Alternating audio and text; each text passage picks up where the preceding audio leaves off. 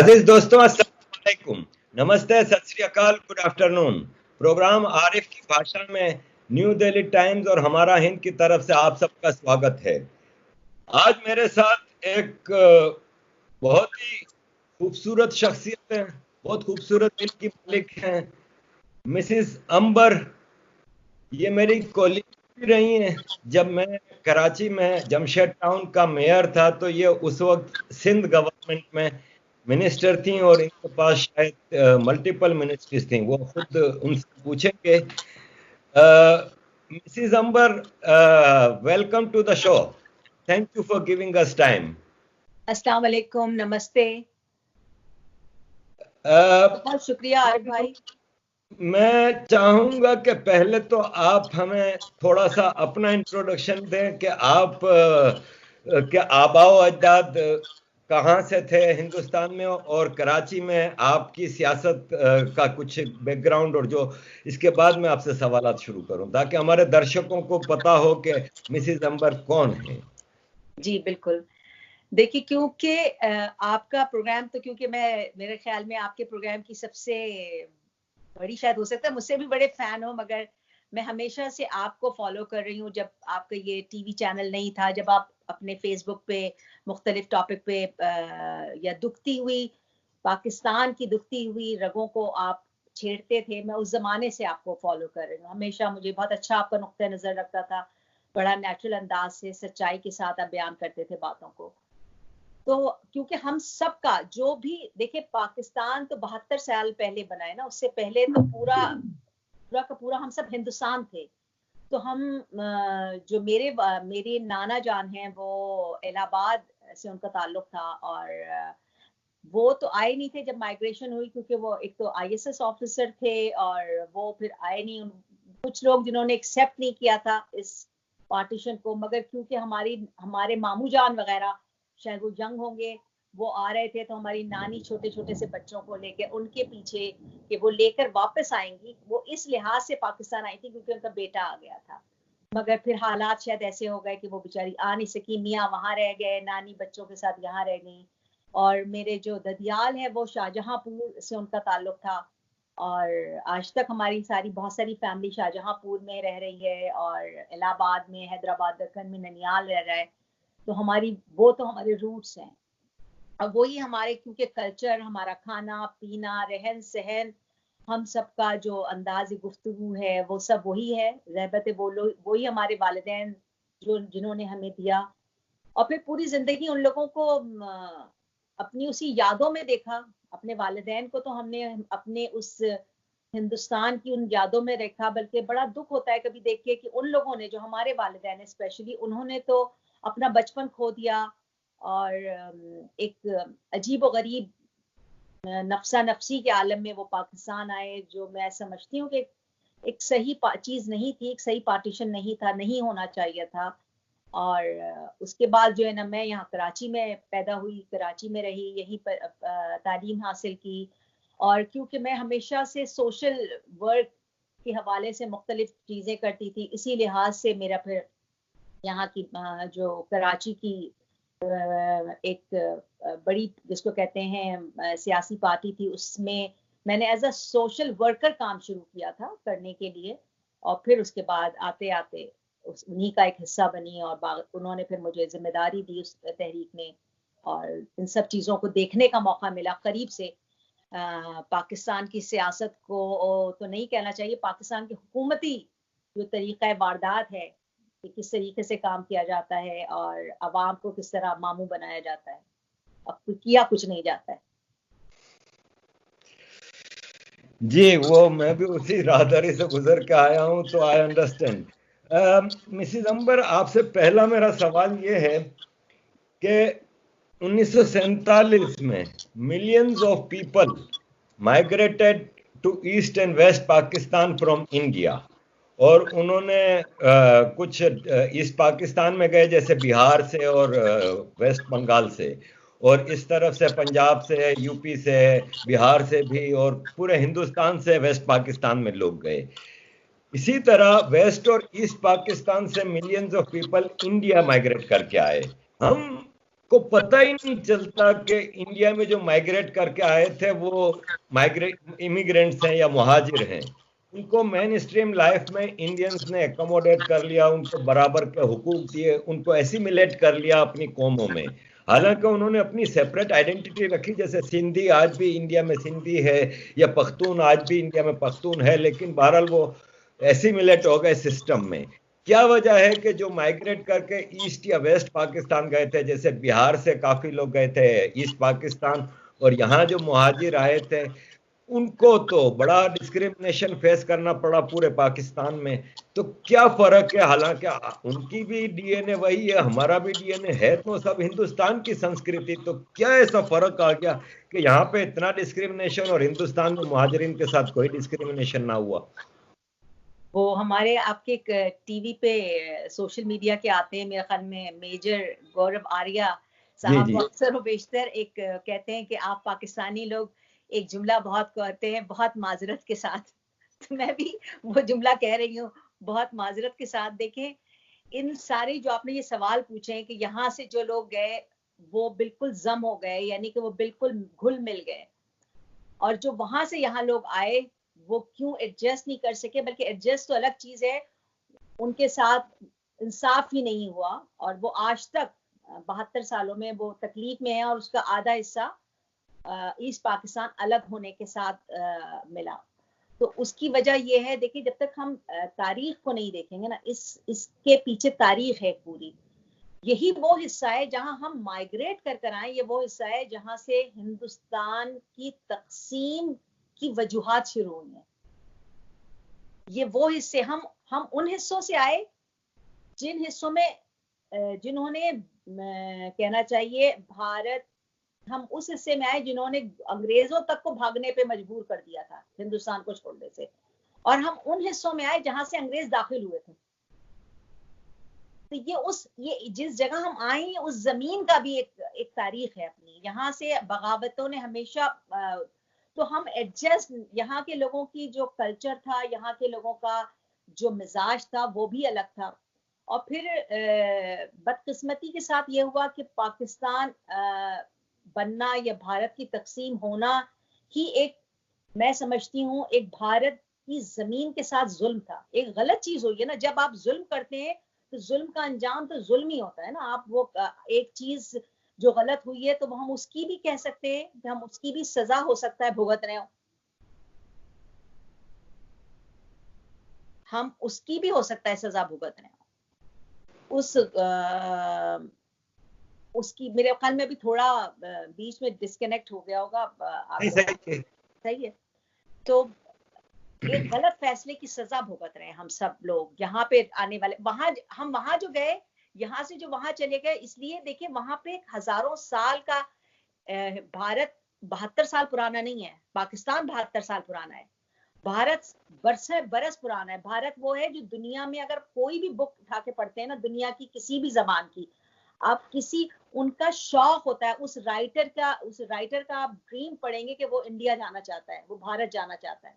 हर कौम भारत, यानी कि कितना कदीम है भारत। तो वो तो कदीम, वो तो एक माँ जैसी जमीन है ना, वो उसका काम, इसीलिए कितने लोग आए उसमें एडजस्ट होते गए। उसमें उस भारत जमीन की खूबी ये थी कि वो अपने अंदर जम कर लेता है लोगों को। उसने जो वहां आता है, फिर वो वहां से जाने की, उसको अंग्रेजों को तो भगाना पड़ा है ना, वरना वहां मोस्टली जो लोग आते हैं उनको मजे लग जाते हैं। तो वो जमीन तो है ही अच्छी। बाकी देखिए, वो बुराइयां छोटी मोटी तो हर जगह होती हैं, हर कल्चर में होती हैं। वो ऐसा नहीं होगा कि कोई 100% परफेक्ट कोई सोसाइटी होगी। मगर मैं ये समझती हूँ कि भारत इस कुर्रे पे अल्लाह ताला की सबसे बड़ी नेमत है, जिसकी हम लोगों ने शायद उस नेमत से, हम लोगों ने अल्लाह ताला की उस नेमत से कुफर किया या उसके हम इनकारी हुए, तो उसकी सजा हम भुगत रहे हैं। ये मैं ये समझी हूँ। गुड बाजी, आपसे अगला सवाल है। अभी हमने 3-4 दिन पहले एक वाकया देखा पाकिस्तान की एक पेशावर में अदालत में, एक आदमी को ब्लास्फेमी की केस चल रहा था। एक यंग लड़का आता है बंदूक लेके अदालत में और उसको कत्ल कर देता है। सवाल मेरा आपसे ये है कि आप यूथ अफेयर्स के मिनिस्टर नहीं हैं पाकिस्तान में, सिंध में, और आपने करीब से मुशाहिदा किया है सरकारी जगहों का कि किस तरह चीजें चलती हैं, काम होता है, और खासतौर पे यूथ अफेयर्स का। क्या वजह है कि ये एक इतना एक्सट्रीमिस्ट यंग लड़का, और फिर इसके बाद जो रिएक्शन है कि पूरा पाकिस्तान उसको वेलकम कर रहा है, उसको सपोर्ट कर रहा है उसकी सॉलिडरिटी में, और वो अदालत में आज पेश किया गया तो उसको उसकी पप्पियां ली जा रही हैं, उसके गले लगाए जा रहे हैं, फूल निछावर किए जा रहे हैं, तो हर आदमी फिर इस तरह तलवार लेकर निकल जाएगा। क्या फिर ये जस्टिफाई करता है कि कल को कोई आदमी कहे कि मुझे नबी पाक ने ख्वाब में आके कहा है कि मैं इमरान खान को मार दूं, तो वो फिर इमरान खान को भी मार सकता है? क्योंकि फिर तो एक ट्रेंड सेट हो गया ना कि भाई नबी पाक ने ख्वाब में आके कह दिया तो बात खत्म। आप मुझे वजीर उमूर नौजवान रही हैं, आप मुझे बताएं कि ये इग्नोरेंट कौम, ये जहालत से भरपूर लोग कहां से आ गए, और क्यों हुकूमती लेवल पे क्या ऐसी कमजोरियां हैं, क्या वजह है कि हम अपनी एक समझदार या बर्दाश्त वाली कौम पैदा ना कर सके? देखिए, इस सवाल का जवाब बहुत ही दर्दनाक और बहुत अजियतनाक ये खबर है। मगर ये तो एक खबर है ना अजियतनाक, जो हम जिसको हम डिस्कस कर रहे हैं। ऐसी बेहिसाब खबरें हैं जो हम शायद डिस्कस भी नहीं कर रहे, ना करते हैं, ना उन पर कभी हमने रोशनी डाली है। इस खबर जहां जिस जगह पे 16 या 17 साल की बच्ची अपने साथ जिनसी ज्यादती की शिकायत किसी जज से करने गई हो, और वहां जज उस बच्ची को रेप कर दे, तो आप ये बताइए उस माशरे में जो कुछ भी ना हो वो कम हो। ये तो मैंने आपको एक, जहां पे इंसाफ मिलना है, मैं एक इंसाफ देने वाली कुर्सी पे जो आदमी बैठा है, और फिर उस आदमी को गिरफ्तारी से पहले उसको वो भी मिल जाता है कि इनको कब्ल गिरफ्तारी उस जज साहब को कोई अब गिरफ्तार भी नहीं कर सकता। तो जहां माशरे का ये निजाम हो, जहां जज करप्ट हो, जहां पुलिस करप्ट हो, जहां पूरा माशरा, पूरा निजाम करप्ट हो चुका हो, तो वहां फिर यही ऐसे ही बच्चे जन्म देते हैं। फिर वहां माशरे में जहां इंसाफ ही नहीं है, जहां तालीम ही नहीं है, जहां गुर्बत का बोलबाला है, तो वहां ये मासूम, मैं मतलब उस लड़के को, कातिल को मासूम नहीं कह रही हूँ। हर माँ जब बच्चा पैदा करती है तो वो एक इंसान का बच्चा पैदा करती है, ना वो मुसलमान का बच्चा पैदा करती है, ना वो काफिर का बच्चा पैदा करती है, ना वो ईसाई का बच्चा पैदा करती है, ना वो कादियानी, मतलब किसी मजहब से बाला होकर वो एक इंसान को पैदा करती है। फिर उस इंसान को हम लोग बना देते हैं जो हमारा दिल चाहता है। हम उसको एक अच्छा इंसान माशरे में बना सकते हैं, और हम उसको मुमताज कादरी बना सकते हैं। ये हम, और पाकिस्तान के अंदर आपको पता है कि इस तरह के चीजें दिखाकर पूरी दुनिया में हम ये दहशत फैला रहे होते हैं कि देखिए हमारे पास ऐसे एक्सट्रीमिस्ट हैं, अगर आपने कुछ किया, और जाहिर बात है उसमें ज्यादातर खौफजदा करना उनको दुनिया से तो नहीं होता है, उनको भारत को डरा रहे होते हैं। जो मेन फोकस मुझे लोगों से बातें करके, जो हमारी हुक्मरान तबके हैं, उनका सारा फोकस, सारी कॉम्प्लेक्सेस, सारा अपने आप को अच्छा करने के बजाय, बल्कि वो इंडिया को देख के अपने आप को अच्छा करे कि इंडिया और हम एक साथ अलग अलग हुए थे, एक दिन का फर्क से। क्या वजह है कि वहां पे एजुकेशन ज्यादा आ गई है, उन लोगों ने तरक्की कर ली है। मैं अमेरिका में रहती हूँ, आप यकीन जाने, हम अमेरिका में होते हैं, जब हम बाहर जाते हैं तो लोग हमें डिफ्रेंशिएट तो नहीं कर पाते ना। लोग मुझे देख के पहले पूछते हैं सवाल कि आप इंडियन है, यानी कि इंडिया का एक नाम है एक हर जगह पे। फिर हम बताते हैं जी हम पाकिस्तानी हैं, 40, मतलब एक पूरी हिस्ट्री ज्योग्राफी हमको बताना पड़ती है। यानी कि हमारी शक्लें, हमारा बोलने का अंदाज, हमारी हर चीज एक है। मगर हमारे पास जब पाकिस्तान का नाम आता है तो लोग तो कहते हो पाकिस्तान बोलना कोई हमारे लिए अच्छी बात नहीं होती है। तो इसी तरीके से ये इस तरह के जहन खास तौर पे क्रिएट किए जाते हैं, उनकी गुर्बतों को कैश किया जाता है। गली गली कूचों कूचों में मदरसे बना दिए गए हैं, उन मदरसों में इन बच्चों को प्रोड्यूस किया जाता है। माँ बाप को बच्चों पूरे एक साल के पैसे दे दिया जाता है। तो कौन, वो पैसे कहाँ से आ रहे हैं? वो मदरसे वालों के पास वो पैसे कौन दे रहा है जो उन बच्चों को वो ब्रेन वॉश कर रहे हैं? चाहे वो उन बच्चों को क्या दिलचस्पी, उन 16 17 20 साल के बच्चों का आज मोबाइल पकड़ा दें, मोबाइल में फिल्में देख रहे होंगे बैठ के, बल्कि देखते होंगे, वो बच्चे भी देखते होंगे। वो अपने पूरे साल के पैसे माँ बाप उनके गरीब ले जाते हैं, उनके 12 बच्चे होते हैं, उन 12 में से 2-3 मदरसे वाले ले लेते हैं, उनके गुजारे हो जाते हैं। और ये फिर इसी तरह के बच्चे क्रिएट करते हैं, उनको तो पता भी नहीं। सच्ची सी बात है, मुझे याद है मैं एक दफा कब्रिस्तान गई थी, वही मदरसे के बच्चे जो बुला लिए जाते हैं ना कुरान पढ़ने के लिए, उन बच्चों से मैंने, क्योंकि अब वो आदत है मेरी, सवाल जवाब करती हूँ डिफरेंट चीजें, तो उनसे पूछा मैंने, बताओ तुम्हारे आखिरी नबी का नाम क्या है? तो कहने लगा जुल्फकार अली भुट्टो। और इस तरह से मैंने 2-3 सवाल पूछे, तो उन लोगों को तो मजहब के बारे में ही नहीं पता है, नबी कौन है, रसूल कौन है, मोहम्मद अली जिन्ना कौन है, मतलब वो सब मिक्स हुआ हुआ एक डिब्बा है, डिब्बे के अंदर बहुत सारी चीजें डाल दी हैं और उसको शेक कर दिया है। तो वो बच्चे, पाकिस्तानी बच्चे, मेजॉरिटी वो निकले, बहुत कम बच्चे होते हैं या बहुत कम लोग होते हैं जिनके पास पैसा या तालीम होती है, तो बाहर निकल जाते हैं, उस माशरे से बाहर निकल आते हैं बहुत मजबूरी के साथ। सब घुटन, इस वक्त पाकिस्तान घुट गया है, बिल्कुल घुटे हुए माहौल में है। तो ये ऐसे ही लोग प्रोड्यूस करते हैं, मतलब जिसने मारा होगा उसको मजहब के बारे में अलिफ बे भी नहीं पता होगी, मैं कहना ये चाह रही हूँ आपको। उसको इस्तेमाल किया गया है और इस्तेमाल होते रहेंगे जब तक इन सब चीजों को सही नहीं किया जाएगा।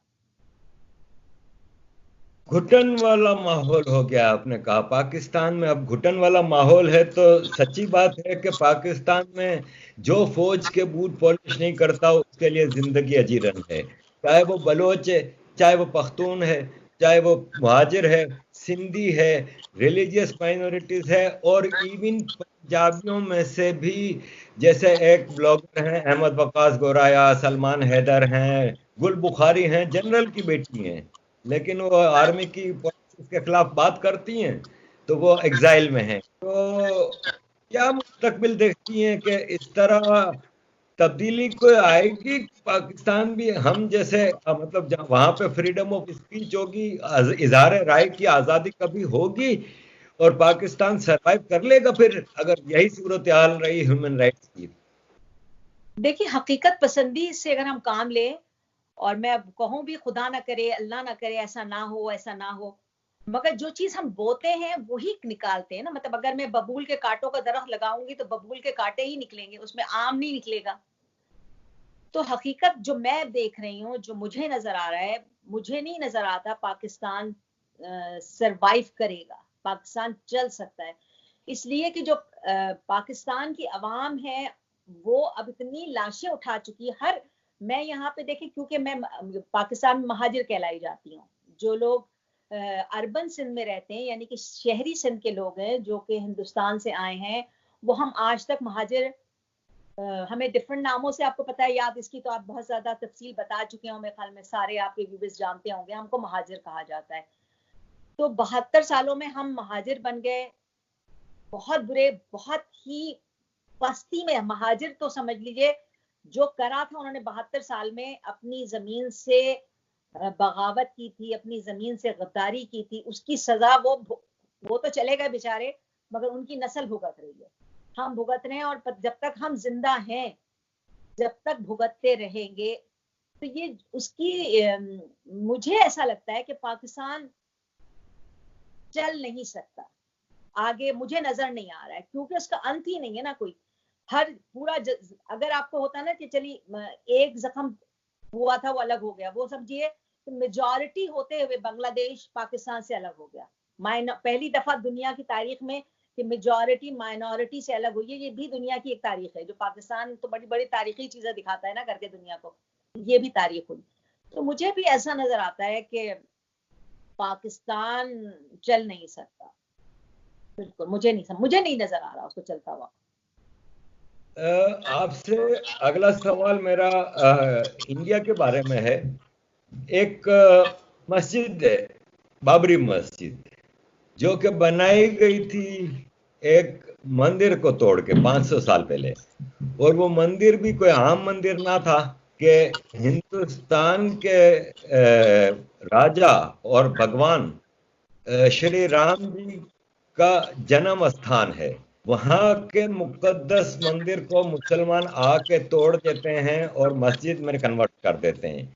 1992 में हिंदू कहते हैं कि अब वो मस्जिद की जगह वापस हमारे मंदिर को बनाया जाए, और वो मस्जिद तोड़ दी जाती है। लेकिन फिर वो हिंदू उसकी जगह मंदिर नहीं बनाते, बल्कि वेट करते हैं, क्योंकि मामला अदालत में था। और फिर अदालत ने आर्कियोलॉजिकल रिपोर्ट्स और पूरे स्टडी के बाद कोई 92 के बाद से लेके 2019 में फैसला देती है कि वहां पे मंदिर था तो बेसिकली वहां पे मंदिर ही बनना चाहिए। तो अब श्री नरेंद्र मोदी उसका इफ्तिताह कर रहे हैं 5 अगस्त को, और एक वहां पे अयोध्या में राम मंदिर तामीर किया जाएगा। आप उसके बारे में आपकी क्या राय है? यह सही है या गलत है? क्योंकि हमारी अपनी रिवायत यह है कि तुर्की में एक वो चर्च जो हमारे नबी पाक की पैदाइश से पहले बना था, उसको हम मस्जिद में कन्वर्ट करके फख्र महसूस करते हैं। तो यहाँ पे आप क्या कैसे देखती हैं? देखिए, मेरे ख्याल में आपने और हम सब ने इसको फॉलो किया है। ये केस एक बहुत रोल मॉडल केस है, एक बड़ा तारीखी केस है राम मंदिर का। इसलिए कि देखिए, हिंदुस्तान में मेजॉरिटी जो हमारे हिंदू कम्युनिटी रहती है, और मेरे ख्याल में हिंदुस्तान और हिंदुस्तान से जो छोटे छोटे मुल्क बने हैं बाद में, उनके अलावा वो, क्योंकि मैं उनको भी हिंदुस्तानी कंसिडर करती हूँ, वो अलग तो हो गए, तो वो हिंदू कम्युनिटी के लिए बहुत, पूरी दुनिया में मुसलमान तो बहुत सारे मुल्कों में रह रहे हैं, बहुत जगहों पे चले जाते हैं, उनके ममालिक हैं, अपनी मेजॉरिटी मुल्क होने के बावजूद वो चाहते तो वो उस इतना अदालती केस ही नहीं करते, वो डायरेक्ट राम मंदिर, मेजॉरिटी पावर में हर चीज होने के बाद, ये तो इन सब के लिए, ये पूरी उम्मा के लिए, पूरी दुनिया के लिए ये एक रोल मॉडल केस है कि उन्होंने किस तरह से इंसाफ को कई सालों, इस केस को किस तरह लिंगर ऑन किया गया, किस तरह खींचा गया। मगर हिंदू कम्युनिटी को मैं इसको सलाम करती हूँ, उनके सब्र को। और यही खूबी है, देखें, हिंदुस्तान की खूबी यही है कि उनकी जो एज अ हिंदू कम्युनिटी है ना, इस हिंदू कम्युनिटी को जब हम बोलते हैं तो हिंदू कम्युनिटी में उस जमीन में बसने वाले तमाम लोग आते हैं। उस जमीन के अंदर ये खूबी है कि साबिर लोगों की कम्युनिटी है, साबिर है, वो लोग सब्र करने वाले लोग हैं। तो उन्होंने सब्र किया और सब्र का नतीजा अदालती फैसला किया। और मैं ये समझती हूँ ये काम बहुत पहले वो कर सकते थे और कर लेना चाहिए था उनको, जिसको उन्होंने इतने दिनों के बाद किया। बल्कि मैं इसमें उनको मुबारकबाद देती हूँ, क्योंकि एज अ मुस्लिम, जितना मैंने मुसलमान मजहब को पढ़ा है, कहीं नहीं लिखा हुआ कि आप कब्जे की जगह पर इबादत गाह बनाएं। ये गलत चीज थी। और जिस तरीके से एक तरीक़ेकार रहा है, ये नहीं कि सिर्फ मुसलमान, मेजॉरिटी लोग, जहाँ एक जमाना था सब इसी तरीके से कब्जे करते थे, दूसरी जमीनों में, दूसरे मुल्कों में घुस जाते थे, और अब वो अपनी सही हाथों पे चला गया है। जो, और स्पेशली आप किसी राम, जब हम पढ़ते हैं, मुझे नहीं पता, मैंने तो बड़ी डीप डाउन पढ़ते हैं कि वो एज अ मुस्लिम, जो कहना चाहिए, तारीख भी मैं पढ़ती हूँ, तो उस हिसाब से भी अगर मैं देखा जाता है तो हो सकता है मेरे नजर के अंदर राम भी हो सकता है हमारे किसी प्रॉफिट में से कोई प्रॉफिट हो, क्योंकि उनका जो मैसेज है, आप मैसेज पढ़ें और उनकी तारीख पढ़ें और उनकी चीजें पढ़ें, वो सारी वो है जो एक अच्छे इंसान को बनाने के लिए की जाती है। तो मैं तो समझती हूँ ये एक बहुत बड़ा दिन है।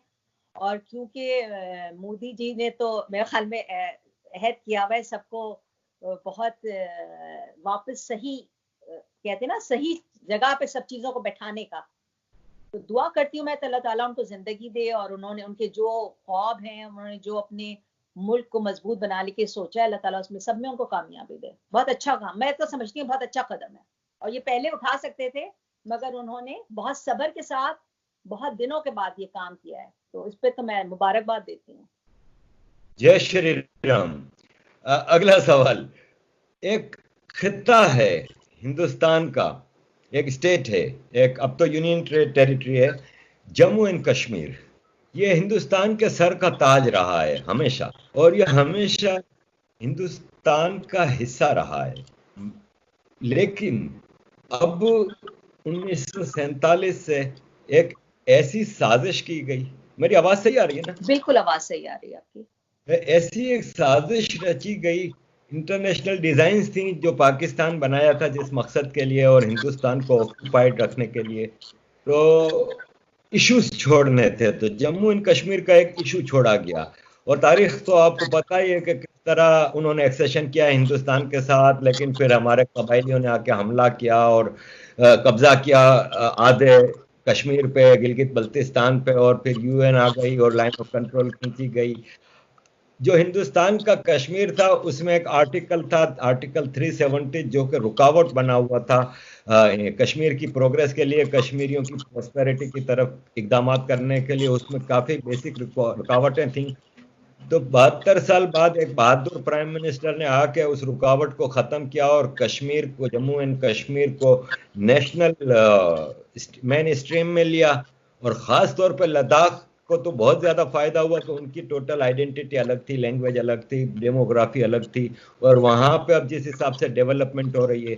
आप कैसे देखती हैं जम्मू कश्मीर इशू को, और उसमें पाकिस्तान की बदमाशी की वजह क्या है? देखिए आरिफ भाई, जब हम कहते हैं ना पाकिस्तान की बदमाशी, तो मुझे ये बात दिल को मुझे इसलिए बुरी लगती है कि एक्चुअली एज अ अवाम, पाकिस्तान की जो अवाम है ना, ये हमारी शायद, हमारे हम लोग तो खुद इतने दुखी हैं। मतलब हर पाकिस्तानी बलोच रो रहा है, इवन आप यकीन जाने पंजाब भी रो रहा है, सब रो रहे हैं, सब दुखी हैं, सब परेशान हैं। माली हालात खराब है, कोई बिजनेसेस नहीं है, नौकरियां नहीं है, सेहत नहीं है, कोई चीज सही नहीं है।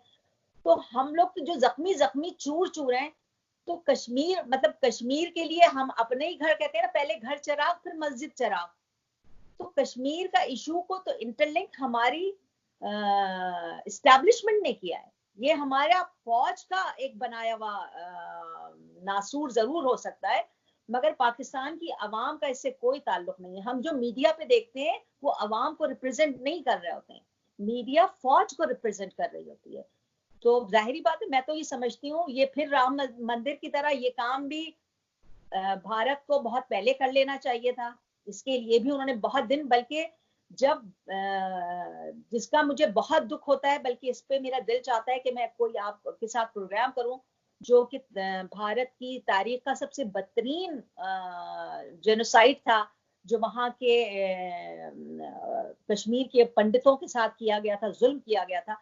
एक्चुअली ये तो उस वक्त कर लेना चाहिए था भारत को, उस वक्त। मुझे नहीं समझ में आता इसकी क्या एक्सक्यूजेस है। भारत की गवर्नमेंट ने उनकी मदद क्यों नहीं की? उतने लोग कत्ल कर दिए गए बेदर्दी से, इतनी औरतें रेप कर दी गई, और इतनी बड़ी कम्युनिटी जो कि पंडितों की, वो जमीन, कश्मीरी जमीन बेसिकली पंडितों की जमीन थी, आपने उन्हीं को निकाल दिया वहां से। तो ये यही काम, ये जो 370 है, ये तो उस वक्त हो जाना चाहिए था, ये तो शुरू में हो जाना चाहिए था। इसको भी लिंगर ऑन करके गलत किया, और बहुत सही फैसला है, बहुत देर में किया मगर बहुत अच्छा फैसला है। और इंशाल्लाह इसके बहुत ही अच्छे इम्पैक्ट होगा, बल्कि इसका इसका असर जो कुछ होगा ये पाकिस्तान के लिए भी बहुत अच्छा होगा, क्योंकि हम भी देखेंगे ना कि देखें वहां क्या क्या अच्छाइयां हो रही हैं, और हम कहाँ हम किस कहना चाहिए बुराई की गड़े में गिर रहे हैं, और वो वहां हमको डिफ्रेंशिएट करने का मौका मिलेगा। बल्कि बहुत अच्छा हो रहा है, मैं समझती हूँ इस पूरे खत्ते के लिए। मेरे माँ बाप पैदा हुए थे इंडिया की स्टेट गुजरात के एक इलाके जूनागढ़ में। और मैंने अपनी सारी जिंदगी, अपने जो थोड़ा बचपन अपने माँ बाप के साथ गुजारा, तो उसमें मैंने देखा कि वो अपनी मातर धरती को, अपनी जन्मभूमि को बहुत मिस करते थे। बातों में अम्मी अपने बांटवा शहर जहाँ वो पैदा हुई थी, जहाँ बड़ी हुई थी, वहां का जिक्र करती रहती थी। हमारे लिए एक इसरार की जमीन थी इंडिया।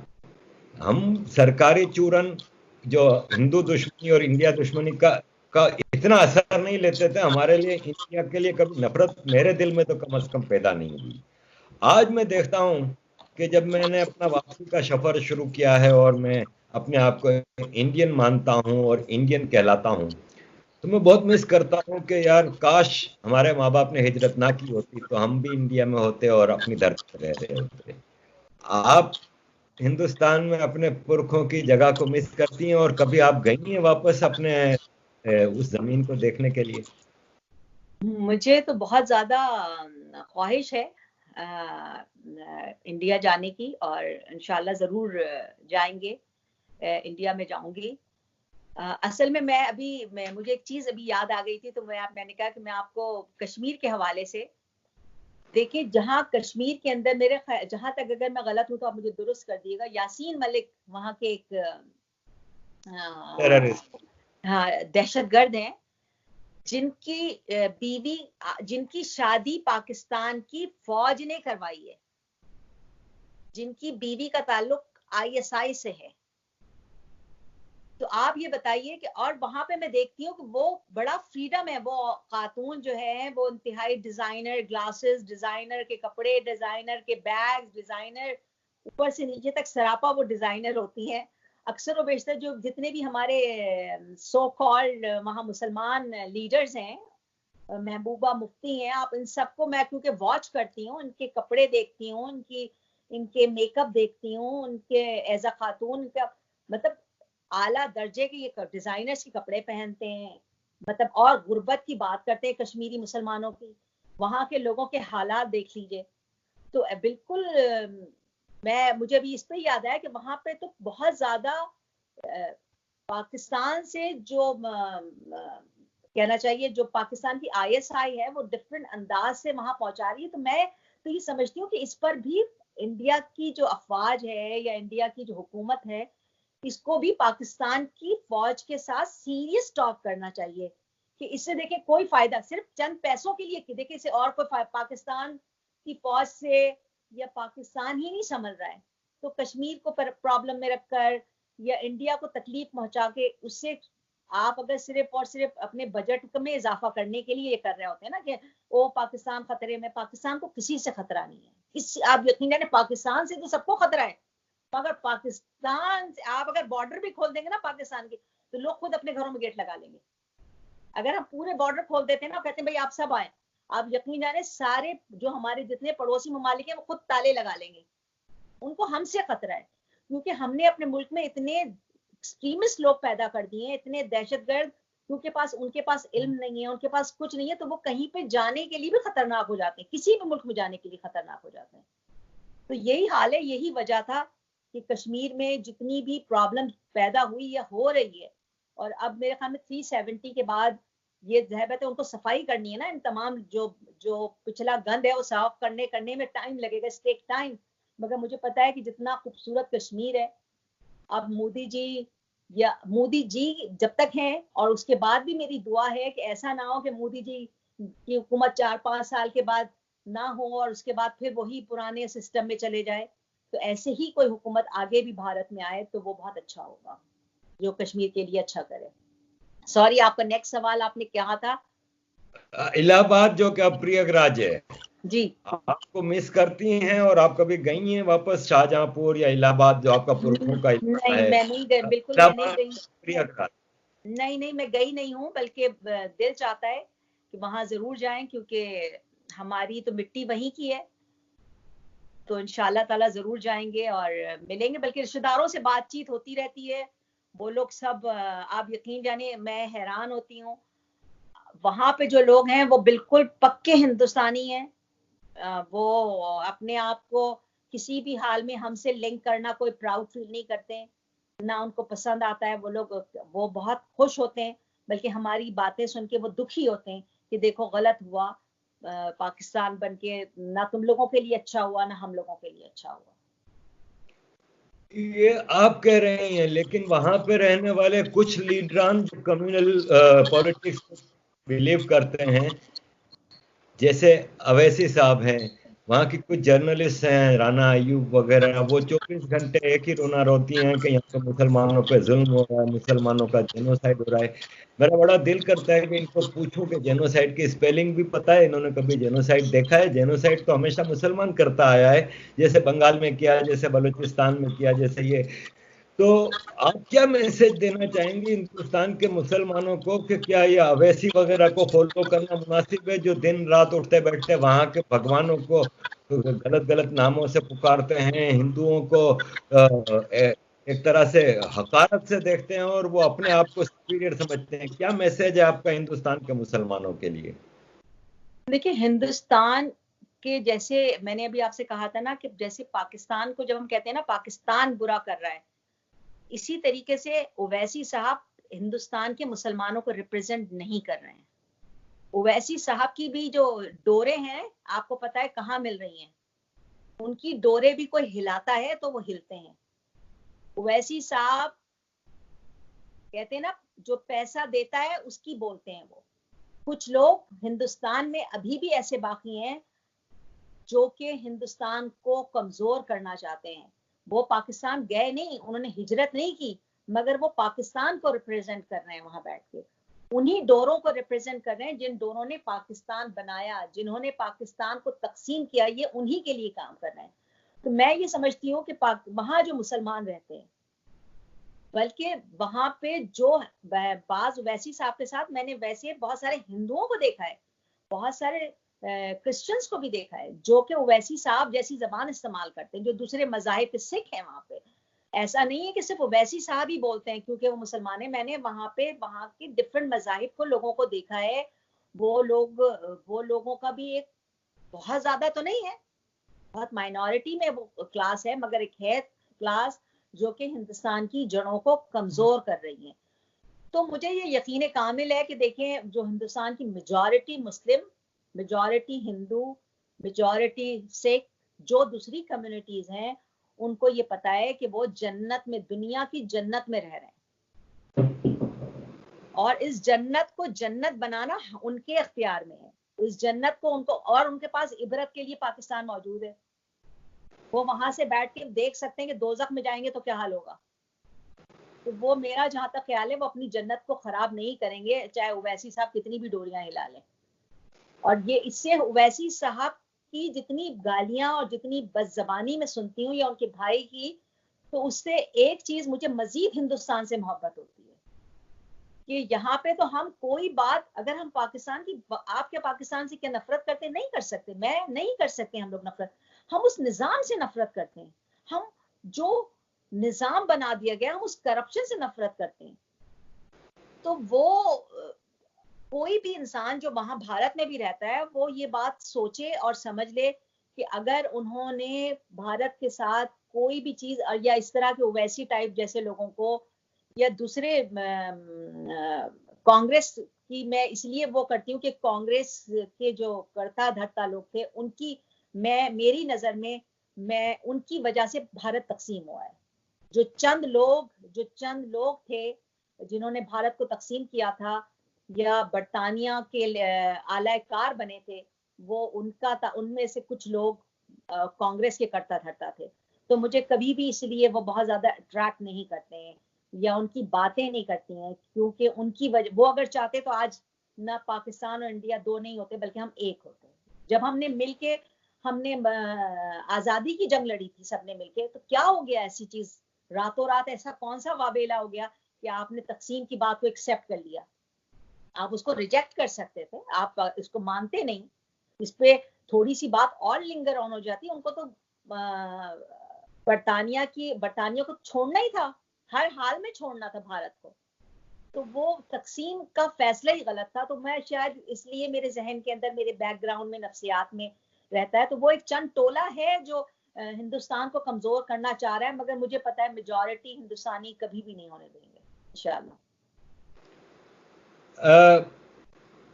आप अमेरिका में रहती हैं, मैं लंदन में रहता हूँ। यहाँ पे भी काफी मुसलमान हैं अमेरिका में और इंग्लैंड में।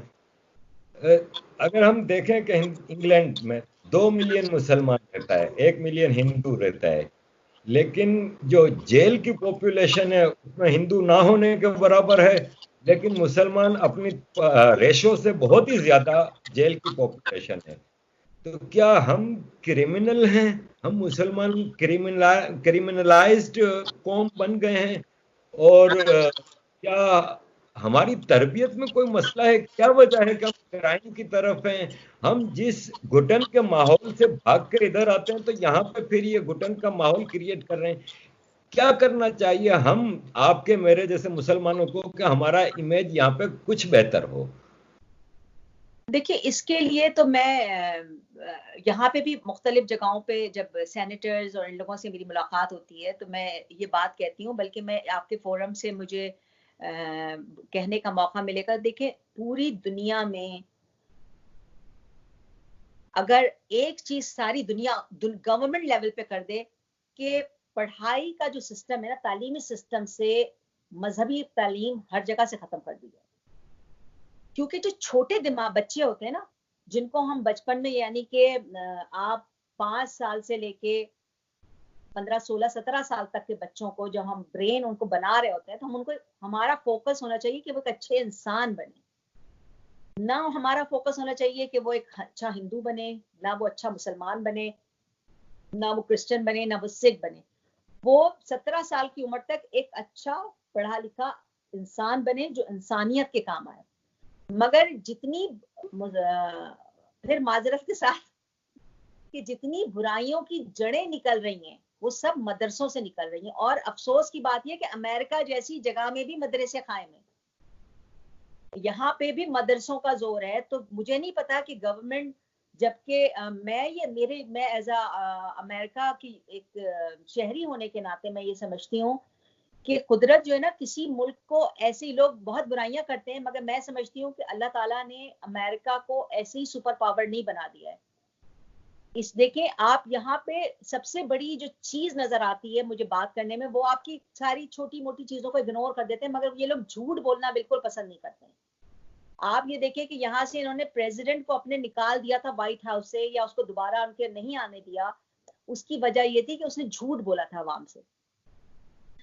तो ये लोग भी, अमेरिका खत्ते में बैलेंस रखता है, उसको पता है कि कहाँ ढील देना है। तो मुझे यही होता है, तो मैंने उनसे कहा भी कि आप यहाँ पे भी पढ़ाई के अंदर ये जो अलग अलग सिस्टम, मुसलमान स्कूल अलग बन गए, इस्लामी स्कूल अलग बन गए, जब भाई अलग ही बनाने तो हम लोग अपने मुल्कों में रहिए, यहाँ पे आके हम दुनिया की तालीम हासिल करें। और मजहब, मैं समझती हूँ हर मजहब का घर होना चाहिए, घर में होता है मजहब।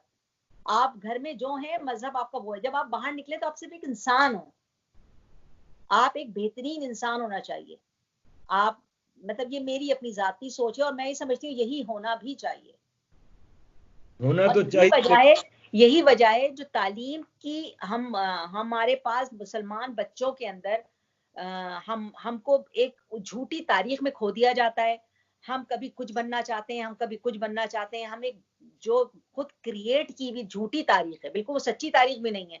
अगर हम उन तमाम तारीखों की हकीकत में जाएं तो हम शर्म से डूब मरे और हम कभी उसका जिक्र भी करना पसंद ना करें। जिनको हम हीरो समझते हैं वो एक्चुअली जीरो हैं। वो इंतहाई, उनकी पर्सनल लाइफ भी अगर आप पढ़ें, जो जो हम लोगों को हीरो बनाए जाते हैं, तो वो काबिल शर्मिंदगी, तकलीद नहीं है कि हम उनको रोल मॉडल बन के। तो हमारे बच्चों को एक झूठी तारीख पढ़ाई जाती है, वो अपने पास्ट में रहते हैं।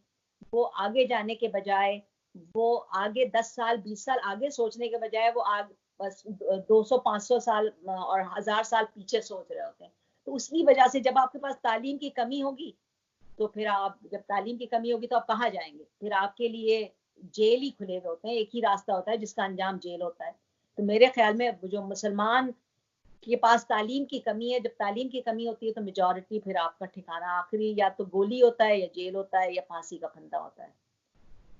सही कह रही हैं, आपका होना यही चाहिए कि स्कूल में मतलब की तालीम ना दी जाए। जैसे मेरे बच्चे यहाँ पे स्कूल में हमने एडमिशन कराया तो हमें पूछा गया कि भाई आपको रिलीजियस पीरियड में क्या पढ़ाना है, इस्लाम पढ़ाना है कि क्या। मैंने कहा मुझे नहीं पढ़ाना कोई भी मजहब। उन्होंने कहा आप मुसलमान हैं? मैंने कहा बिल्कुल मुसलमान हूँ, लेकिन मेरे बच्चे को कौन सा इस्लाम सिखाना है लेट मी डिसाइड, हम घर में सिखा देंगे। तो उन्होंने कहा फिर हमारा एक सब्जेक्ट होता है ह्यूमैनिटी, तो हम उनको ह्यूमैनिटी के सब उसमें बिठाएं। मैंने कहा उनको ह्यूमैनिटी में बिठा दो, उनको इस्लाम कौन सा कितना सिखाना है ये हमारा मसला है, आप उसकी फिक्र ना करें। बदकिस्मती है कि आज शाम को मैं इल्फर्ड गया, एक पाकिस्तानियों का बंगालियों का इलाका है यहाँ पे लंदन में। बच्चे स्कूल तो जाते हैं, लेकिन स्कूल से वापस आके अरबी जुब्बा पहन के घुटने से ऊपर तक का सर पे टोपी लेके मदरसे में जाते हैं। तो ये तो हम माँ बाप का फर्ज है कि हम अपनी जनरेशन को क्यों इतना ज्यादा एक्सट्रीम में मजहबी बनाना चाहते हैं। तो अगर इतना ही हमें मजहबी बनाना है तो चले ना, फिर हम चलते हैं सऊदी अरब में जाके रहते हैं या पाकिस्तान में जाके रहते हैं, फिर यहाँ पे क्या लेने आए हैं सर। आपको पता है कि आप जितने हम जुब्बे पहन लें, मगर आप अपनी बेटी की शादी किसी अरब से नहीं कर सकते। हाँ, आप अपने बेटे की शादी किसी अरब से नहीं कर सकते। वो कभी आपके रिश्तों को, मेरी और आपकी तो औकात ही नहीं है कि हम उनको अपने बच्चों को रिश्ते दें। वो लोग, आपको पता है कि इतने सख्त रूल हैं कि वो दिमागी डॉक्टरों का सर्टिफिकेट मांगते हैं, हेल्थ के सर्टिफिकेट मांगते हैं। और वो तो मेजॉरिटी यहाँ पे बाहर अमेरिका, लंदन वगैरह में मेजॉरिटी, बोलने की बात नहीं है, मगर ज्यादातर वो अपनी अय्याशी के लिए तो शादियां कर लेते हैं अरब आदमी, मगर मेजॉरिटी आप वहां पे जो रह रहे होते हैं ना, जो पाकिस्तानी या हिंदुस्तानी सऊदी अरब में जॉब कर रहे हैं या दुबई में बरसे बरस 20-20 साल, मेरे वालिद ने पूरी जिंदगी दमाम में लगाई, उन्होंने वहां जॉब की, मगर वहां पे आप अपने बच्चे आपके जवान हो जाए मगर आप उनके बच्चों से शादियां नहीं कर सकते, वो आपको इतने डिग्रेड करते हैं या आपको इतना आपको इस काबिल नहीं समझते। तो जो जुब्बे पहना कर अपने बच्चों को घूम रहे हैं उनसे पूछिए कि आप बगैर आप जाके रह सकते हैं सऊदी अरब में? जिस तरीके से आप दूसरे ममालिक में सऊदी अरब को क्यों रिप्रेजेंट कर रहे हैं, आप अपने कल्चर को रिप्रेजेंट करें, जो भी व्हाटएवर। तो ये, और आप ये देखिएगा ये सिर्फ और सिर्फ पाकिस्तानी और इंडियन मुसलमानों के साथ ये प्रॉब्लम है, दूसरे मुल्कों के मुसलमान ये हरकतें नहीं कर रहे हैं। हम मुसलमान जो खासतौर पे भारत में रहने वाले मुसलमान हैं, हम कंफ्यूज हो गए हैं, हम अपनी आइडेंटिटी भूल गए हैं।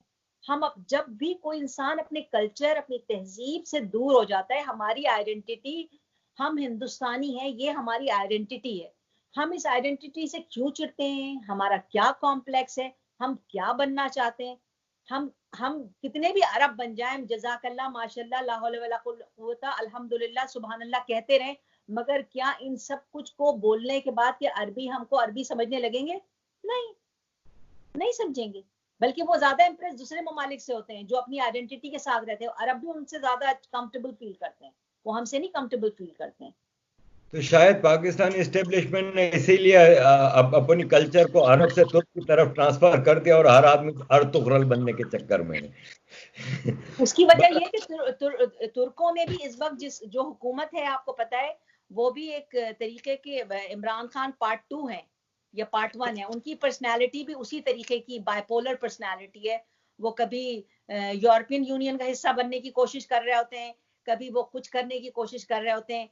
तो वो भी मेरा ख्याल में थोड़ी सी अब देखिए मेरी तारीख, जो मैं एक पॉलिटिकल साइंस की मैं स्टूडेंट हूँ, और जितनी मैंने तारीख पढ़ी है दुनिया की, ये मेरा एक डीप डाउन, देखिए अब एज अ मुसलमानों को कोई उरूज नहीं मिलेगा, ये मुसलमान सोच लें।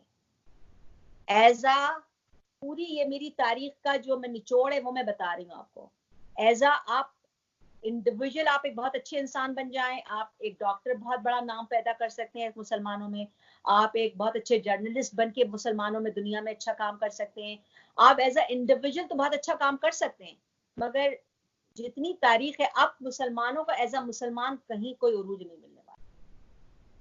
एक अच्छा इंसान आप बन जाए तो शायद आपके साथ अच्छा हो जाए मुस्तकबिल में, मगर जो जिन जिन चीजों को पाकिस्तान में गलत तौर पे राइज कर दिया गया है, जिस मुसलमान की शक्ल को भयानक बना दिया गया है, या जो हमारे पुरखों ने या हमारे हमारे कभी मुसलमान हिस्ट्री में जो जुल्म किए हैं, उनको ग्लोरीफाई या उनको हीरो बना के पेश करने की जो संगीन गलतियां की जा रही हैं, उसको फौरी तौर पे रोकना चाहिए और बच्चों को सही तारीख बताना चाहिए कि उनको जिस जमीन में वो रह रहे हैं उसके साथ उनको मजबूत होना चाहिए, जिस तहजीब और कल्चर और मजहब के फर्क को बताना चाहिए। मजहब से कोई भी मजहब आपको दुनिया में मुकाम नहीं साल, हाँ आपका कल्चर आपकी तहजीब तो दिखा, क्योंकि मेरे कितने जानने वाले हैं जो सऊदी अरब में क्रिश्चियन रहते हैं, वो अरबी हैं, वो वहां पे इतना स्ट्रांग उनका मजहब का वो होता, मतलब वो मजहब उनके लिए इतनी कोई ऐसी चीज नहीं है। वो क्रिश्चियन है, वो अरबी बोलते हैं, आप उनसे अंदाजा ही नहीं लगाएंगे कि ये क्रिश्चियन है। तो इसी तरीके से सिर्फ ये जो मुसलमानों को कंफ्यूज बनाया गया है ना, प्री प्लान, वो पाकिस्तान में बनाया गया, और वो ही रिप्रेजेंट कर रहे हैं पूरी दुनिया में। एक मलगूबा बन गए हैं हम मुसलमान। तो अब मुसलमानों को तालीम हासिल करना चाहिए, और एज ए इंडिविजुअल तौर पे तो हम किसी भी, अगर मैं इंडियन हूँ तो मैं as a Indian as a कौम के साथ तो मशहूर हो सकती हूँ, मगर अगर मैं ये सोच रही हूँ कि मैं मुसलमान बन के एक दहशतगर्द तो बन सकती हूँ, कहीं बम लगा के सुसाइड जैकेट पहन के उड़ सकती हूँ, मजीद अब मुसलमान को भी बदनाम करना है और पाकिस्तान को भी बदनाम कर सकती हूँ। हाँ, मगर हम अपने कल्चर के साथ अगर जुड़ जाएंगे, मजबूत हो जाएंगे, जो हमारा भारतीय मतलब जो हमारा बर्रसगीर का कल्चर है ना, हमको वापस वहां जाना होगा, हमको वापस अपनी तहजीब से जुड़ना होगा। तो हो सकता है कि हम as a Hindustani, as a भारतीय, एज अ बर्रसगीर हम सरवाइव कर लें, मगर एज अ मुसलमान हम जिस रास्ते पर चल निकलें वो तबाही के अलावा कुछ भी नहीं है। आपसे मेरा आखिरी सवाल है, लेकिन बहुत इंपॉर्टेंट है। आजकल पाकिस्तान ज़ाहिर है एक मोहताज मुल्क है, इसकी एक रेपुटेशन एक भिखारी मुल्क की है। आप गूगल पे डालें बेगर कंट्री तो सारे पाकिस्तान के वो आ जाते हैं। हमारे प्राइम मिनिस्टर जो करंट हैं, puppet prime minister donkey king Imran Khan, ये जितने भी दौरों पे गए हैं ना प्राइम मिनिस्टर बनने के बाद, जितनी बार भी पाकिस्तान से बाहर गए हैं भीख मांगने गए हैं। ये हमारी रेपुटेशन है। हम कभी सऊदी अरब के पीछे भागते हैं, कभी तुर्की के, कभी अमेरिका के। अब हमने एक नया शिकार पकड़ा है, हम समझते हैं कि वो हमारा शिकार है, जबकि मैं समझता हूँ कि हम उसका शिकार हैं। चाइना। चाइना एक बहुत खूबसूरत मुल्क है, चाइनीज लोग भी अच्छे होंगे, जाहिर है दुनिया की हर कौम में अच्छे बुरे लोग होते हैं, लेकिन चाइना के कम्युनिस्ट डिक्टेटर्स जो कि चाइना पे पिछले 60 70 साल से रूल कर रहे हैं, उन्होंने अपने चाइनीजों की भी जिंदगी अजीरन कर दी है। लेकिन मैं यहाँ पे आपसे ये सवाल करना चाह रहा हूँ कि इन्होंने पाकिस्तान पर वर्चुअली कब्जा कर लिया है। यहाँ से लड़कियों की शादियां करके वहां भेजी जाती हैं, फिर उनके साथ जो हुआ है वो आप देखते हैं। यहाँ पे कानून की पाबंदी नहीं करते, यहाँ पे लोकल लोगों के साथ इनका दहशतगर्दी वाला सलूक है, तशद्दुद करते हैं, मारते कूटते हैं, गालियां देते हैं, ह्यूमिलिएट करते हैं, नमाज की इजाजत नहीं देते। इवन पाकिस्तान में इनको अलग हमने कॉलोनीज बना के दी हैं। चाइना का पाकिस्तान से जो ये याराना चल रहा है, इसके बारे में आपकी क्या राय है? देखिए, अब तो बीमारी चाइना की और पाकिस्तान की बीमारी क्योंकि इतनी सामने आ गई है ना, तो ये जो मुझे और आपको नजर आ रही है ये सब चीजें, ये बीमारी चाइना की पाकिस्तान पे कब्जे की, जो कश्मीर में अगर आप जाएं, जो पाकिस्तान ने जिस पे कब्जा किया हुआ है, जिस कश्मीर पे, वो पूरी जमीन चाइना के कब्जे में है। ये हमको तो अभी अब जो चीजें हमें नजर आ रही ना कि शादी हो गई, फला हो गई, ये तो अब बीमारी समझिए, जब बीमारी पूरे जिस्म में बढ़ जाती है तो नजर आती है ना, कि बिल्कुल आपको बाल गंजे हो गए, कीमोथेरेपी हो रही है, तो इतनी नजर आने लगती है। चाइना पूरी जड़ों को पाकिस्तान की खोखला कर चुका है। देखिए, जो मुल्क अपने मुल्क की छुपकली भी नहीं छोड़ता, जो अपने मुल्क का कॉकरोच भी नहीं छोड़ता, जो अपने मुल्क में कुत्ता भी नहीं छोड़ता, क्या वो पाकिस्तानियों को छोड़ देगा? ये पाकिस्तानियों जितने लोगों को मारा है ना आज तक पाकिस्तान में, एस्टेब्लिशमेंट ने, फौज ने, जिन लोगों ने पाकिस्तानियों को मारा है, कभी बलोच नाम से, कभी महाजिर नाम से, कभी सिंधी नाम से, कभी पंजाबी नाम से, किसी भी नाम से जो मारा गया है ना, जिस्मों को काटा गया है, उसकी सजा देने के लिए चाइना पूरे पाकिस्तान पर जितनी भी ये फौज, देखिए जनरल कर्नल तो जितने भी ना वो चले जाएंगे, ऑस्ट्रेलिया चले जाएंगे, यूरोप चले जाएंगे, अमेरिका सेटल हो जाएंगे, इनकी जमीनें भी हैं, इनके पास पासपोर्ट भी हैं। जो यहाँ की जो फौज के सिपाही है ना, जो उनके इशारों पे लोगों को मार रहे हैं, घरों में कूदते हैं मुंह पे ढाटे बांध बांध के, ये चाइनीज उनको काटेंगे, उनको खाएंगे, उनका चपली कबाब बना के खाएंगे। तो चाइनीज एक जालिम और जाबिर कौम है, ये पूरे खित्ते के लिए खौफनाक है। और पाकिस्तानी पूरी अवाम इस बात को समझती है कि ये चाइनीज, देखें वहां पे जो जुल्म हो रहा होगा मुझे नहीं पता, मगर मुझे ये पता है कि चाइनीज पाकिस्तान के लिए एक बहुत बड़ा एटम बम से भी बड़ा एटम बम है। तो ये बहुत ही खौफनाक, एज अ नेशन खौफनाक है इनकी। मतलब ये ऐसी बातें मैं नहीं जो मैं कर रही हूँ आपसे, आप जाएं इनकी हिस्ट्री उठा के पढ़ लीजिए, मंगोल से लेके जितने भी जालिम लोग दुनिया भर में आए हैं वो इसी खित्ते से आए हैं, जिन्होंने खोपड़ियों के मीनार बनाए हैं वो इन्हीं जगहों से आए हैं। तो ये एक जालिम और जाबिर कौम है, और बहुत इनके पास कोई इमोशंस नहीं है, जैसे हम लोग है ना हमारे पास इमोशंस होते हैं, चाइनीज के पास इमोशंस नहीं है, बिल्कुल बिल्कुल बगैर जज्बात के। जब किसी की गर्दन, मतलब जब जिंदा बंदर की सर जिंदा बंदर होता है इनके पास, ये इनका एक स्पेशल बहुत बहुत एक्सक्लूसिव डिनर होता है जिसपे बहुत अमीर चाइनीज जाते हैं, अमीर अमीर, कि जिंदा बंदर एक उस पे होता है, उसकी यूं खोपड़ी उड़ाई जाती है और उसको उसके जिंदा वो तड़प रहा होता है और उसका भेजा उसी में से कांटे से ये लोग खा रहे होते हैं। तो पाकिस्तान के लोग सोच ले कि उनके भेजे को ये कैसे खाएंगे, बल्कि जिन बच्चियों की यहाँ से गरीब बच्चियों की शादियां करके वो लेके गए, उनको भी सेक्स स्लेव बना के इन लोगों ने रखा, जिनसी तशद्दुद किया जाता है। तो जिस तरीके से भी हो सके, अगर गवर्नमेंट देखे, उन्होंने तो जमीनें बेच दी है ना, जिन्होंने जमीनें बेच दी उन्होंने ऑस्ट्रेलिया में जजीरे ले लिए, मगर अवाम को तो खुद होश के नाखून लेना है ना, कि क्या उनकी जमीनों को लोग बेचते रहेंगे, जर्नल इधर उधर जाते रहेंगे, अवाम को होश में आना है पाकिस्तान की। और इसके लिए मैं ये समझती हूँ कि पूरी दुनिया को होश में आना चाहिए, ये सिर्फ पाकिस्तान की बात नहीं है। देखिए, ये एक पाकिस्तान एक गलत बुनियादों पे, गलत तरीके से, गलत ज़हन से बनाया गया मुल्क था। जब चीज़ गलत बुनियाद होती है तो उसको जिन लोगों ने बनाया, जिस पर मैं आजकल काम कर रही हूँ, मैं यूनाइटेड भारत के ऊपर मेरा अपना जो फोरम, मतलब मैं अपने तौर पे काम करना मैंने शुरू किया है, और यही एक हल नज़र आता है इंसानों की बका के लिए। देखिए, मैं ना किसी भी गवर्नमेंट के खिलाफ हूँ, ना मैं फौज के खिलाफ हूँ, मैं इंसानियत के फेवर में हूँ। मुझे अंदाजा होता है कि पाकिस्तान के अंदर इंसानियत सोच सलूक किया जा रहा है इंसानों के साथ। तो जहाँ पे अगर आपके पड़ोस में भी अगर मर्डर हो रहा होता है ना, अगर कत्ल हो रहा होता है, तो बहुत दिन तक तो वो बदबू, जब लाशें बड़ी हुई होती है ना, थोड़े दिन बाद वो पड़ोस में उसकी बास आने लगती है और बीमारियां उठने लगती हैं। तो हमारे पाकिस्तान के पड़ोस में जो भी ममालिक हैं, वो ये सोच लें इसमें बहुत लाशें गिर चुकी हैं या बहुत लोग मर चुके हैं, पड़ोस में अब बास जा रही है। ये जो लोगों को प्रॉब्लम हो रही है, वो इन जो यहाँ पे मजलूम लोग मारे जा रहे हैं, उनकी उनकी रूहें भटक रही हैं उस पूरे खित्ते में, जिनको जिनको सिर्फ किसी को हिंदुस्तानी बोल के मारा जा रहा है। आज तक 72 साल में हमने पाकिस्तान बनाया, हम रॉ के एजेंट ही ठहरा रहे हैं। तो खुदा के लिए रॉ देख लें हमारी तरफ भी। अब हम रॉ के एजेंट के नाम से ही मर रहे हैं ना, तो रॉ भी हमारे देख लें, हमें कितना मारा जाएगा। या बैठ के पाकिस्तानी एजेंसियों से के साथ वो बैठ के बात करें कि हमारा मुल्क तोड़ के बनाया गया था, ये गलत फैसला था। अब यूनाइटेड नेशन को चाहिए, और वो जिन लोगों ने इस पाकिस्तान की लकीर बनाई थी पाकिस्तान बनाते वक्त, उनसे जाके मेरा इरादा है कि मैं उन लोगों से जाके उस लेवल पे बात करूं कि ये गलत फैसला था, इसके लिए आपको कुछ करना चाहिए।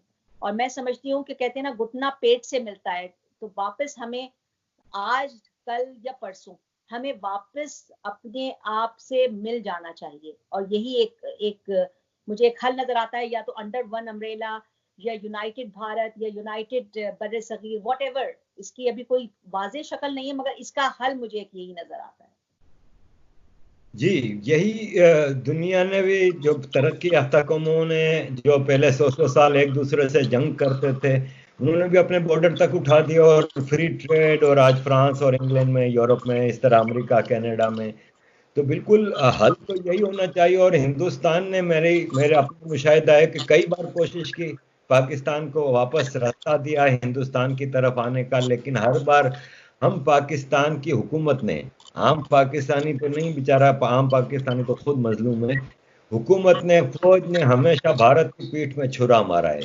तो अब हल जो आपने बताया यही है कि काबुल से लेकर रंगून तक एक सिंगल मार्केट होनी चाहिए, चाहे हुकूमतें कैसी भी हो, कंट्री हो, सब कुछ हो, लेकिन एक लोगों का आना जाना हो, मिलजुल हो, और एक कौम बन जाए, तो मैं समझता हूँ कि ये दुनिया का सबसे पावरफुल रीजन हो सकता है।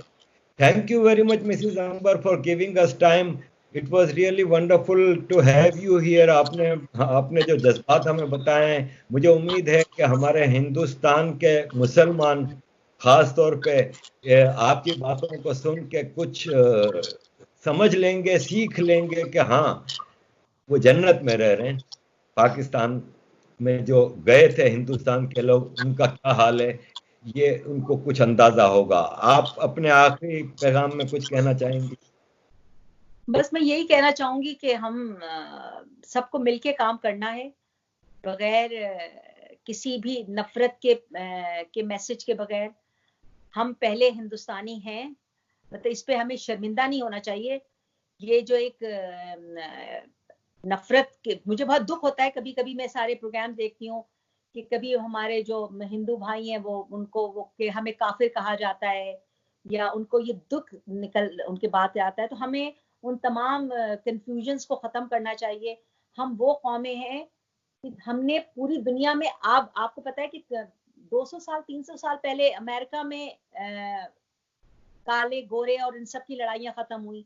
पूरी दुनिया में सालों साल जब आपस में मजहबी और नस्ली लड़ाइयां होती रही, सलीबी जंगे, फला जंगे, हिंदुस्तान वो वाहिद जमीन का खित्ता था जहां उसने पूरी दुनिया को ये दिखाया कि किस तरीके से मुख्तलिफ मज़ाहिब प्यार मोहब्बत और एक बन करके रहते हैं। हम तो उस खित्ते से ताल्लुक रखते हैं जिसने पूरी दुनिया को, ये पहली दफा जब वहां दुनिया के लोग आते थे, वो अमेज, वो हैरान हो जाते थे इस चीज को देखे, अरे ये मुख्तलिफ मजहब के लोग एक साथ रह रहे हैं। हमारी शक्लें क्यों हम आप बताइए, हमारी सबकी शक्लें मिलती जुलती क्यों है? क्योंकि कन्वर्ट हुए ना। अब इसमें बहुत सारे लोग कहते हैं हम तो डायरेक्ट सैयद हैं, या हम तो आप डायरेक्ट सैयद तो कोई हिंदुस्तान में रहने वाला हो नहीं सकता। कैसे हो सकता है डायरेक्ट सैयद? वहां या तो वो उनके वालिद वहां से होंगे, जैसे हमारी अपनी फैमिली में है, हमारे ननियाल वाले सब सैयद हैं, फैमिली सैयदों की फैमिली है। तो आप हिंदुस्तान में पैदा हुए, आपकी अगर दादा परदादा, तो या तो आप सैयद हैं इसलिए सैयद हैं कि आपको फिर किसी सऊदी ने शादी की होगी यहाँ पे, किसी यहाँ की हमारी किसी हिंदू माँ बहन से। इसी तरह मजहब फैला होगा ना। कदीम मजहब तो मुसलमानों का मजहब तो 1400 साल पुराना मजहब है। उससे पुराने जितने भी मजहब हैं वो सब कन्वर्ट ही हुए हैं ना। कोई क्रिश्चियन होगा, कोई यहूदी होगा, कोई हिंदू होगा, हम सब कन्वर्टेड लोग हैं। जितने मुसलमान हैं वी ऑल कन्वर्टेड।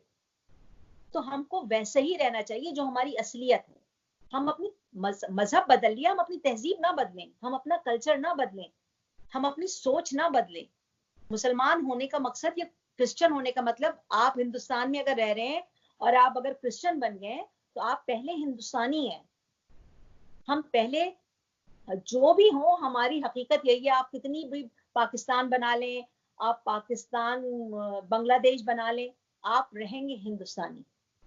ये आपको इस पर फख्र महसूस करना चाहिए और अपनी तहजीब और अपने कल्चर पे फख्र महसूस करना चाहिए, जिसको पूरी दुनिया देखना चाहती है, देखती थी। और उसकी आप दुनिया की तारीख उठा के पढ़ लीजिए, वो हिंदुस्तानी कल्चर से इम्प्रेस थे, वो बड़े सगीर में भारत से इम्प्रेस थे। तो हम इतनी इम्प्रेसिव कल्चर रखते हुए हम कहाँ आ गए? हम ऐसे क्यों हो गए? तो उस पर हमें काम करना चाहिए। एज अ मुसलमान मैं समझती हूँ कि हम सबको एज अ इंडिविजुअल काम करना चाहिए, इंडिविजुअल बेसिस पे काम करना चाहिए। बहुत बहुत शुक्रिया आरिफ भाई, thank you very much, and I hope के इन फ्यूचर ऑल्सो हम इस तरह एक बैठक करेंगे। Thank you very much. शुक्रिया बहुत बहुत।